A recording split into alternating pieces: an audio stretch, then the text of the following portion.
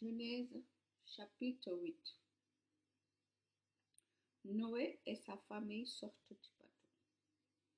L'eau monte au-dessus de la terre pendant 150 jours. Dieu se souvient de Noé, de toutes les bêtes et de tous les grands animaux qui sont avec lui dans le bateau. Dieu fait souffler un vent sur la terre et l'eau commence à baisser.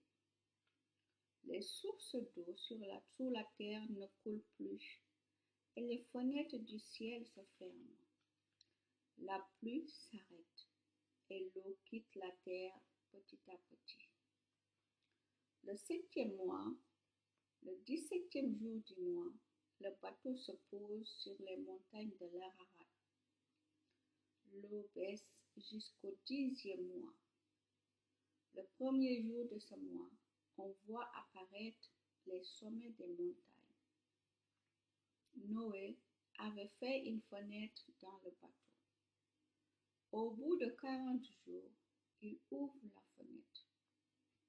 Il envoie un corbeau dehors. Celui-ci sort, s'en va et revient plusieurs fois. Il attend que l'eau sèche sur la terre. Puis, Noé envoie une colombe dehors. Il veut voir si l'eau a baissé, mais la colombe ne trouve pas d'endroit où poser ses pattes. L'eau couvre encore toute la terre. Alors, elle revient vers le bateau auprès de Noé.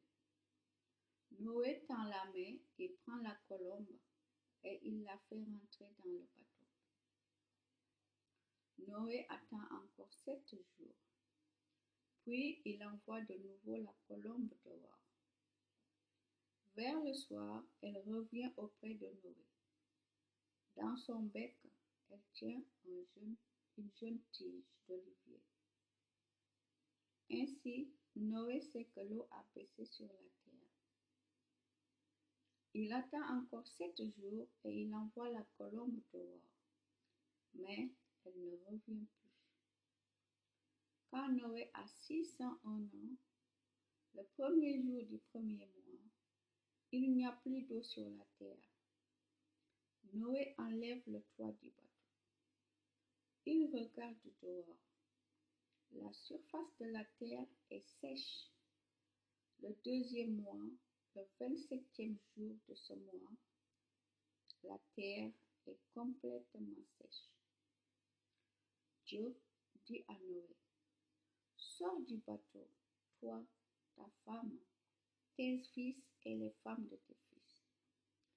Fais sortir aussi toutes les espèces d'animaux qui sont avec toi, tous les oiseaux, tous les grands animaux et toutes les petites bêtes qui se déplacent sur le sol. Qu'ils remplissent la terre, qu'ils fassent des petits et deviennent nombreux. Alors Noé sort avec ses fils, sa femme et les femmes de ses fils.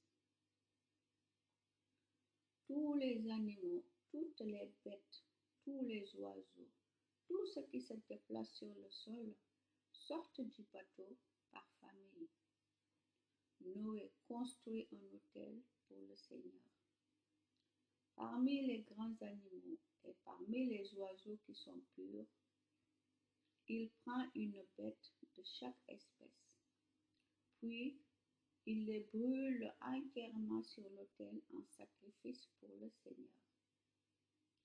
Le Seigneur respire la bonne odeur du sacrifice et il dit dans son cœur, maintenant, je ne maudirai plus le sol à cause des humains.